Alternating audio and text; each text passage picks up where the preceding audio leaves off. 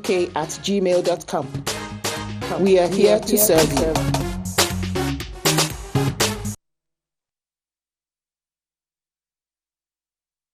To the Ben Breakfast Show, and like I said earlier and before we went on the break, I said we have an important guest in the studio today. We have the CEO of Gemstone Nation Builders Foundation. Guess who he is? Fela Durotoye. Good morning, Fela. Good morning, Fela. How are you doing? We're really happy to have you. To be back here again, I'm honored every time that I'm asked to come here. To come. Yes, and I know you've been doing so many things. It's been really hard for us to get you into the studio because you've been very busy doing a lot of things around. And I just want to throw this to you. I know you've been doing so many things about Nigeria, talking about people coming back to Nigeria. Yeah. But also focusing on what if you are a Nigerian or if you're, wherever you are, if you're a diasporan, what you can do in your base to help your country. Yeah. And why it's important to do so. And we can talk about that. Okay, then. So, then you just tell us why you came again to the United Kingdom. Okay, one of the most important reasons why I came to the UK was for an event that I had on last Friday. Yeah. And it was essentially a nation builders event. But it was called Business and Nation Building with Fela Durotoye. Yeah. And essentially the whole idea was to see and to begin to get the people in diaspora, especially Nigerians, but not only Nigerians, to begin to understand that there is a very critical relationship between national development and economic development. And that nations that are on the path of progress tend to be able to create people that prosper. And we've looked at nations like Dubai or Singapore and said, look, these guys don't have anything, but because they chose to build their nation, not necessarily run from their nation, that that then created the opportunities, economic opportunities and all of that. So basically what I was doing was just helping them see why they, because I guess there are many people who are disappointed with their nation, they're displeased with their nation. Yeah. Many of them have even gone into despair. There's some of them that they've been literally able to escape the problems of their nation, but somehow they carry it in their hearts. And the point is, look, I always believe that there are 5 things that you never chose. They were chosen for you. Number 1, where you were born. Yeah. Number 2, to whom you were born. Number 3, when you were born. Number 4, how you were born, or the circumstances or the gender. But the 5th one is why you were born. Now, somehow early in life, you would tend to discover the first 4. To whom you are born, where you are born, all of that. The 5th one is the one that can be elusive for the whole of your life. Why you were born. Why was I born for such a time as this? Why was I born the way I was born? That choice was made for me. Yeah. Why was the choice made for me? And I think that one of the things I like to say is, you were never born to live in your country. You were born to build your country for the next generation. Yeah. And once you begin to understand that, then you realize you didn't just inherit a nation from your parents. Yeah. You actually borrowed it from the next generation. And your responsibility is to give it to them better than the way you inherited it. Before Chinade throws his own question, there's this 2025 vision you've been talking about. And obviously, can you just throw a limelight into it? Because I'm sure a lot of people want to know. And before I say that, because what Nigerians Chinade, sorry. Okay, should I say Africans? So it's me like I'm being selfish, right? Okay, let's say Africans. I think we have this thing in our head like, we just don't believe our leaders anymore, in the sense that they just talk and we just don't see things. Yeah. So when they come and say this in the next something, they'll be like, here we go again. Yeah. It's not going to happen. Yeah. But can you tell us about the 2025 vision and reasons why we should actually say, okay, maybe this might work? Okay. Yeah. All right, cool. So 2 things. Number 1, a few years ago, I was in the place of prayer. And whilst I was praying, I then heard, I had some kind of a voice. You know how it is, but this is me. And basically just started to engage me on the platform of what now turned out to be the second stanza of the national anthem. And he said to me, my son, do I answer prayers? I said, of course I know you answer prayers. He says, so what will happen if a prayer goes like this? O God of creation. He said, would the Muslims have a problem with it? I said, no. He said, would the Christians have a problem? I said, no. He said, would the traditionalists have a problem? I said, no. And then he went on and said, guide our leaders right. Oh, direct our noble cause. He said, do you know what a noble cause is? He says, a noble cause is something that is worth living for and worth dying for, because it will continue to live after you have left. Yeah. And then it says, direct our noble cause, guide our leaders right. If the leaders got good guidance, would we have corruption? No. Would we have failed businesses? No. Would we have children born out of wedlock? No. You know, help our youth the truth to know. What if the young people and the youth, who are the strength of any nation, got to know what they were carrying, the solutions they're carrying, the capacity for them to be able to bring those solutions to work for their nation? Would we have area boys? Absolutely not. If we grew in love and honesty, would we have people stealing from each other? No. Would we have religious wars? No. Would we have tribal wars? If we lived just and true, he said to me, you know, where the people are just, there's no need for justices or just judges. Yeah. Right? And what if we could all aspire to build great heights and lofty heights rather than just personal success? And you know, we were talking about something like that earlier.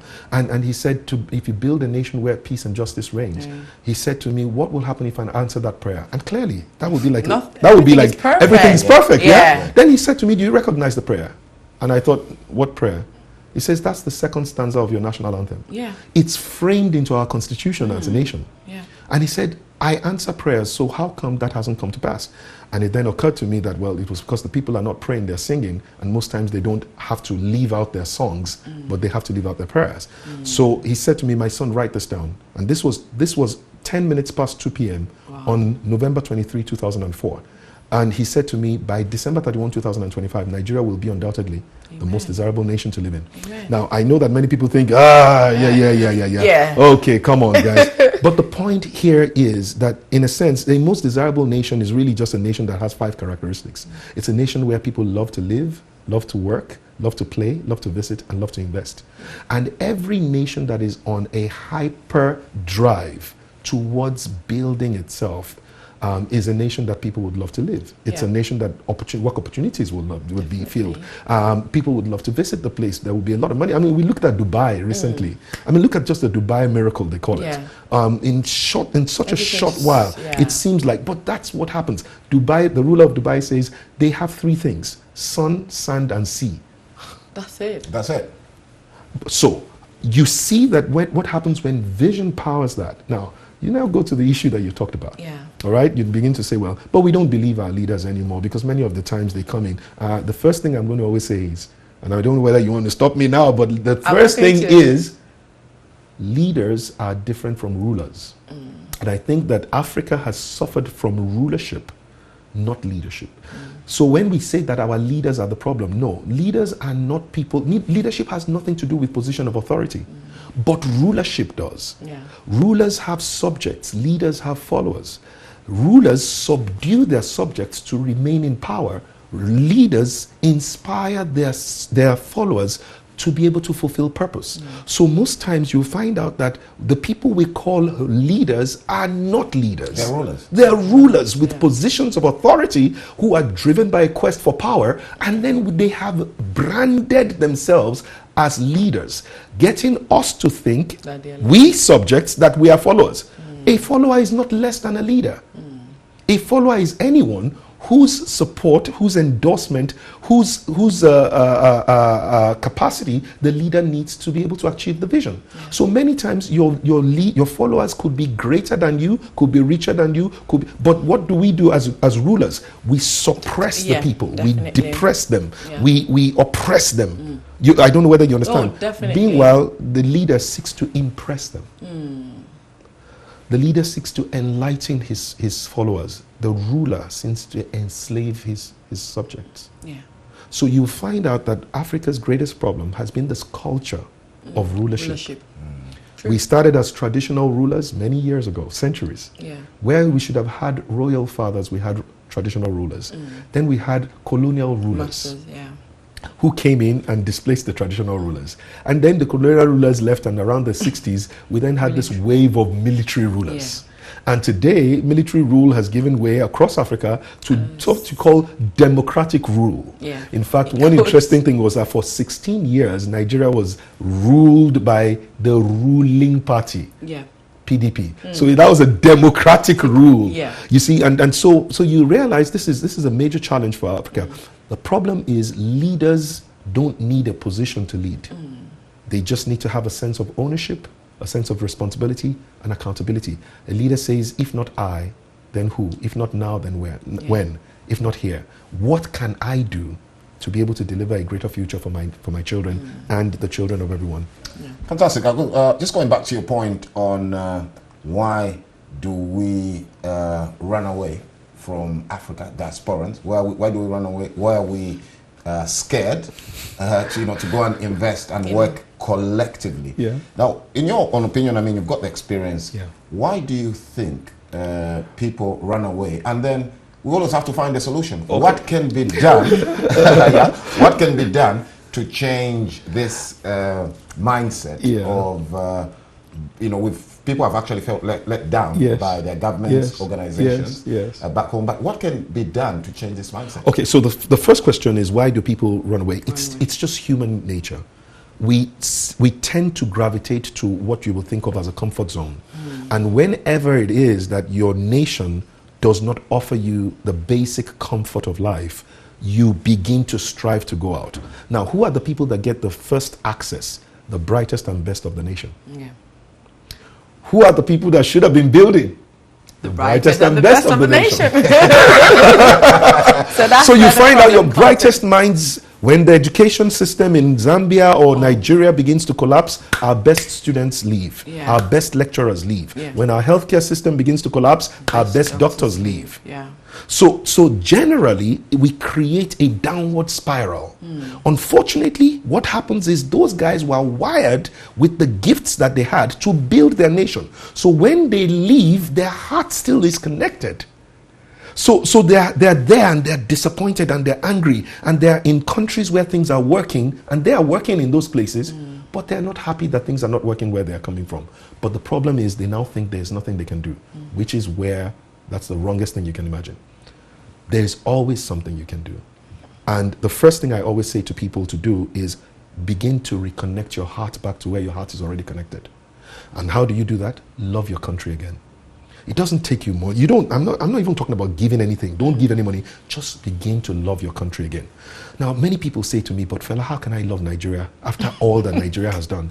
I said, well, what would you say to me? Just please give me a real. What would you say to a parent who says, I can never love my daughter. She's been raped by 15 guys. What would you say to that parent?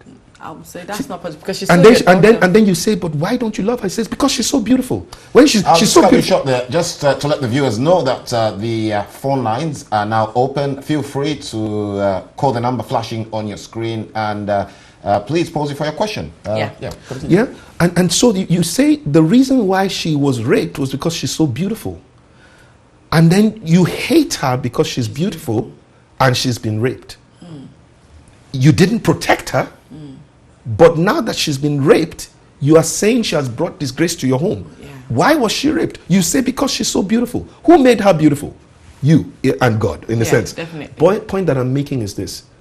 Nigeria, Africa has been raped by many of its rulers. And Africans, rather than feel sorry for Africa, Nigerians, rather than feel sorry for Nigeria, are angry with Nigeria. Yeah. Who was raped? And then they're trying to hobnob with the rapists. I mean, it doesn't make sense anywhere else in the world. So you cannot hate your country for your country not developing.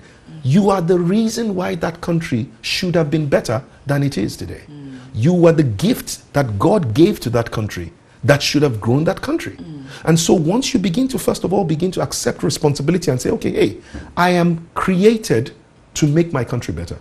Okay, so let's begin to understand that. So don't hate your country, begin to love your country. The second thing that you've got to do is that you've got to begin to pray for your country. Because you can do that. You don't need any money to pray for your country. You can, most people say prayers in the morning, regardless of which religion it is. Say prayer for your nation. And we have a beautiful Nigeria. And I think that the whole Africa should adopt Nigeria's second stanza. I'm telling you, Nigeria, we need to pray. And you know, interestingly, we started something about 43 days ago called the National Prayer Chain for Nigeria. And it's on Periscope. And what we do is just every watch hour, which is every 12 midnight, 3 a.m., 6 a.m., 9 a.m., 12 noon, 3 p.m., 6 p.m., 9 p.m. We pray on Periscope. Periscope is a live app, is a live broadcast app. And we have 400 people that connect all from around the world. I'll just cut you short there. We've got a caller from London. Good morning, Felix. Welcome to the BBS show. Please go ahead with your question and contribution. Hello? Hello. Good morning, Felix. Felix, good morning. Are you there?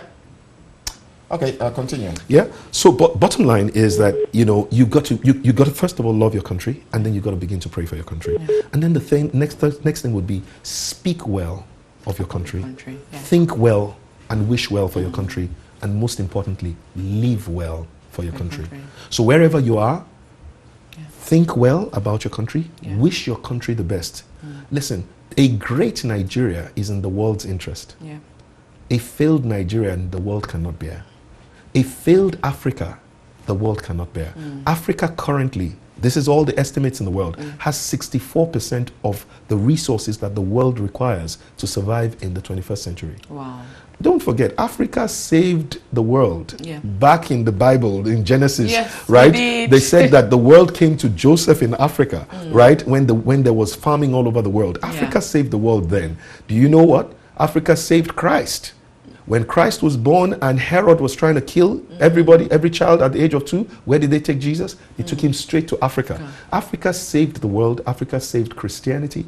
Africa is set to save the world again. But we must wake up.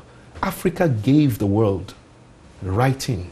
Calligraphy started in Africa. The first university in the world was in Mali, in Timbuktu. So I hope you understand that Africa has been, it's not this dredge of a nation that people have think. Africa has been the savior of the world. And we should start to walk tall as Africans. Yeah, what about, how can we build leaders? I like Exactly. I like I the was point about to of say rulership. that. The rulership, like what are we going to do I'm used about to it. I think, you know what, you're quite right, because there's rulership and leadership. And you find it that in the parent, apart from our parents, our uncles, there's this rulership. Even in the home. Get up, can you go and do this? Yes. There's this rulership and then there's leadership, which is good. So, but how can we in Africa build leadership? Well, I think that leadership is built 2 ways. Number one, whatever you encourage multiplies. So once leaders, people who are leaders and who begin to understand that, hey, you can do right now.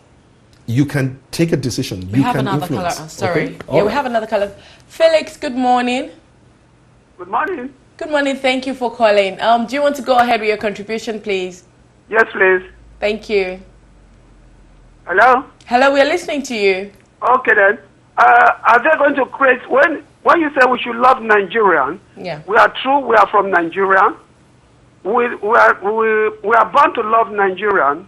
What do we do to be one? Okay. All right. So very great question, Felix. And one of the things that I always say is that, as they say, as a man thinks in his heart, so is he. So if we think the same, we are one. Okay. Now, one of the most important things that helps you to build brotherhood is something called values. Your values are the things that guide your thoughts, your words, and your actions. Your values are the things that tell you what is right and what is wrong. Your values are the things that say to you what is good and what is bad. Once we begin to share values, then you'll find out that you do the right thing, not because you're trying to impress me, but what you're doing impresses me. And you don't do the wrong thing, not because you're trying to not impress me or you're trying to protect me, but it just turns out that both of us are staying away from what is wrong because we both agree that what is. So this is what I have to say.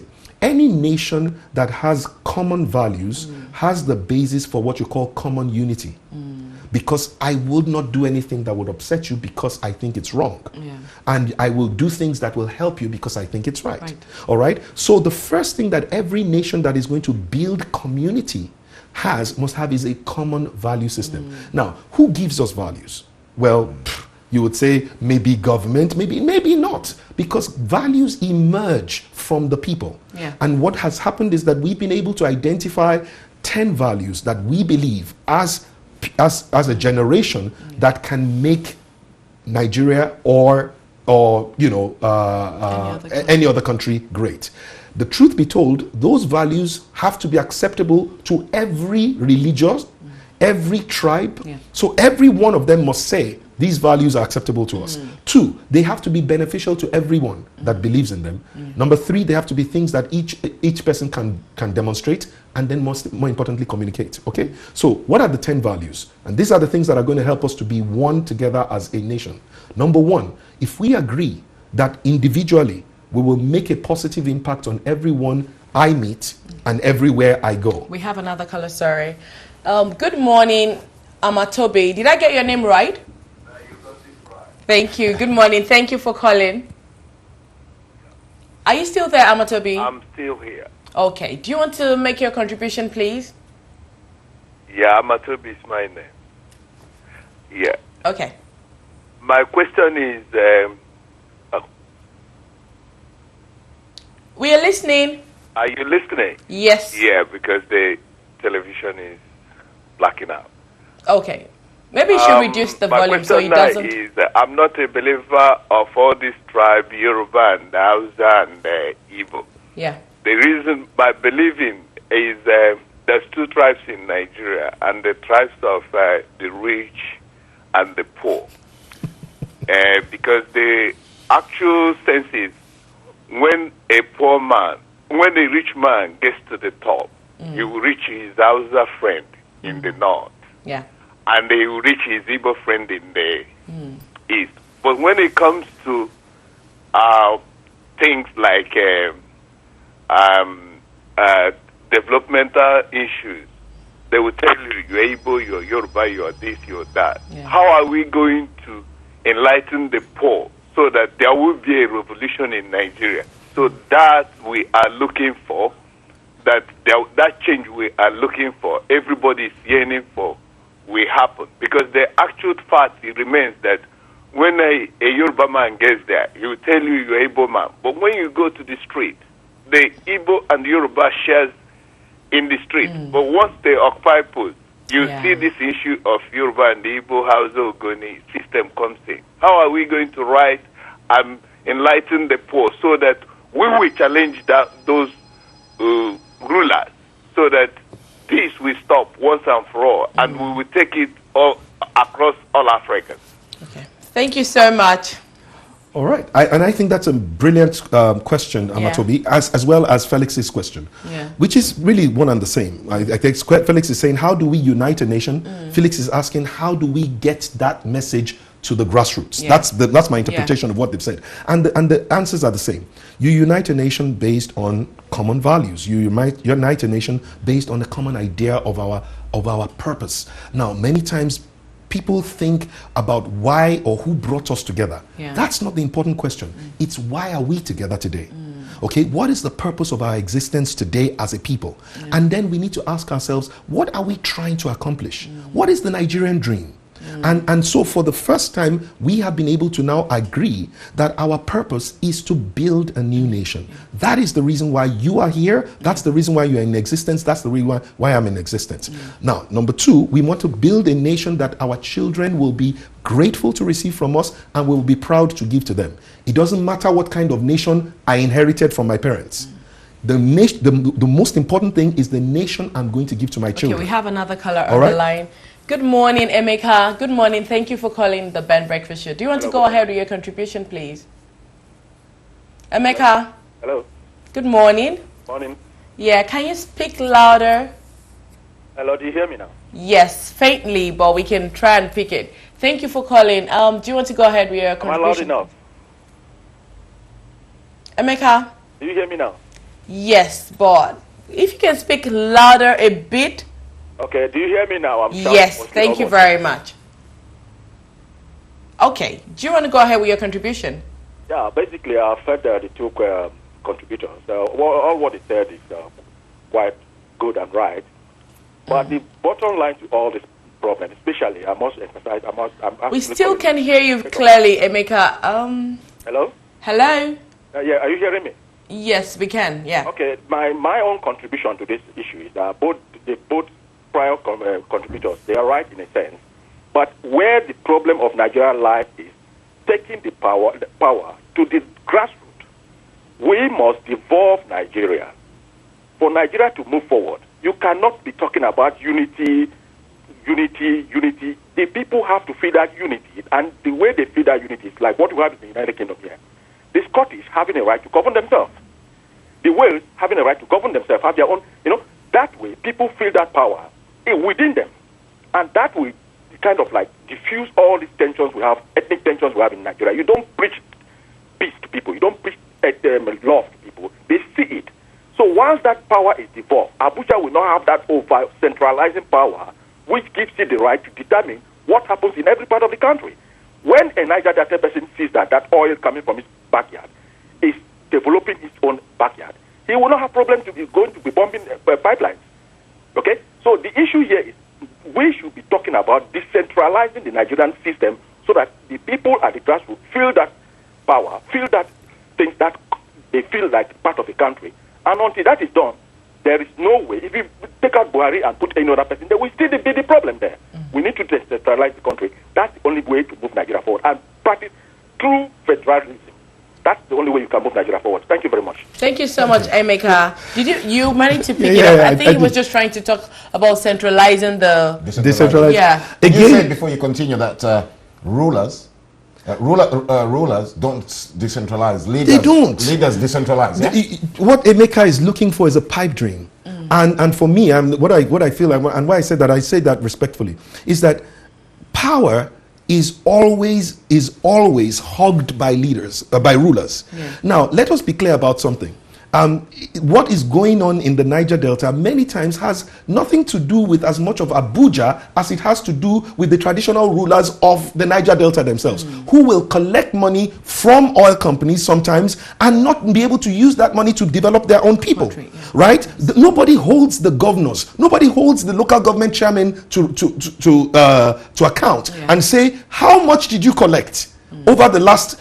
What have you done with it? I don't know whether you understand what I'm saying. Yeah. But more importantly, to me, and I believe that this is basically what has to happen, is that We've got another caller on the line. They won't allow you finish. They won't allow you to finish your point. But let's go. Good morning, Tayo from London. Please go ahead with your contribution. Yeah, good morning. Can I just say, I do pray for Nigeria. Thank you very much, Tayo. I love Nigeria and I want us to be one. But the problem is, as soon as we finish praying and someone is being accused of embezzle... Tayo, please, can you speak louder a bit? He said, as soon as we finish praying... And someone is being accused of embezzle money, and you just finish praying. And young people who are supposed to hold Nigeria together carry plaques and be saying they are supporting the person. It really breaks your heart and you want to turn your back and say, that is it, I'm done with this country. Yeah. I don't understand what happens to the young Nigerians. Even if they are not educated, sometimes you can educate yourself by reading books and going on the internet and reading what is right and what is wrong, and not allow individual people to control your mind with something that will not benefit yourself or your family or even your children coming. And for the guy that phoned in to say we should centralize and all that, there is no country that will the state will be more richer than the federal government. Yeah. And when you say centralize, this is the people. You've given a land and you've given the people to them, but they cannot plan something and make up something for the state. And now if you now give them hands to run the police, I tell you what, they will slave our people. It's easier said than done that we are yearning for this. I'm from Akwa Ibom. I see the way our Akwa Ibom governor has taken our people and really making them to become slaves to himself and all the rest of the states that have governors. So this centralized that we are looking for, they will slave our people, they will turn our people to nothing. When it happens, I hope I will be alive to see it, because our governors are not having responsibility on their people. Instead of that, they are having responsibility for their pocket. Thanks so much. Thank you very much, Tayo. We managed to pick everything. It wasn't so loud, but thank you so much. So now there's so much, the questions are literally building, and before one can go, and I'm hoping that I might be able to throw something in. First of all, I think that the point is this, that leaders exert influence, rulers exert power, and they're different. You don't need...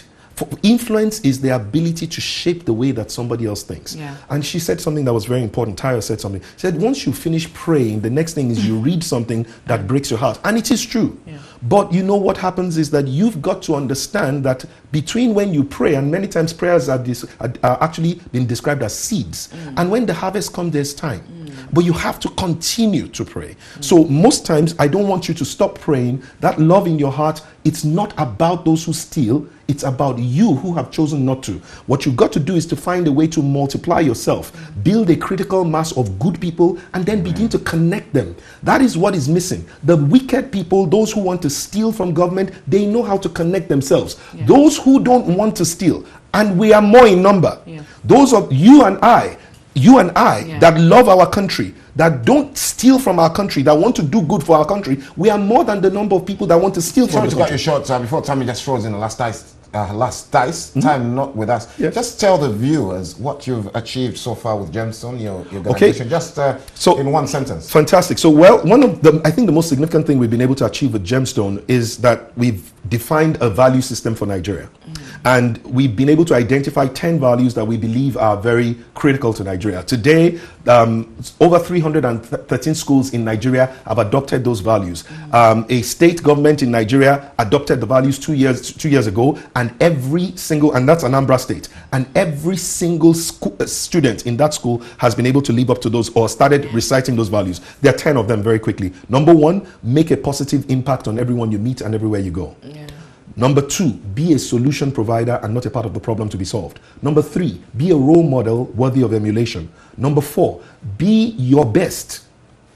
Even if it's not the best, be your best in all you do, particularly the things you're naturally good at. Number 5, do the right thing at all times, regardless of who is doing the wrong thing. Number 6, value time and make the best use of it. So arrive on time, do things on time. Don't do African time because that's how you inherited it. Number 7, care and show respect to all, whether they are greater than you, smaller than you, younger than you, older than you, rich or poor. Care and show respect to all through your words and your actions. Number 8, consciously build a great legacy, starting now, today, and every day. Remember, your legacy is what you leave behind. All right? But most importantly, 3 things you've got to leave behind for your children. Is the right values. The second thing is you've got to leave them an environment, a nation where those values can thrive. And the third most important thing you've got to leave them is a good name that can open doors for them to live out those values. And then the 9th thing is live a life of integrity and honor.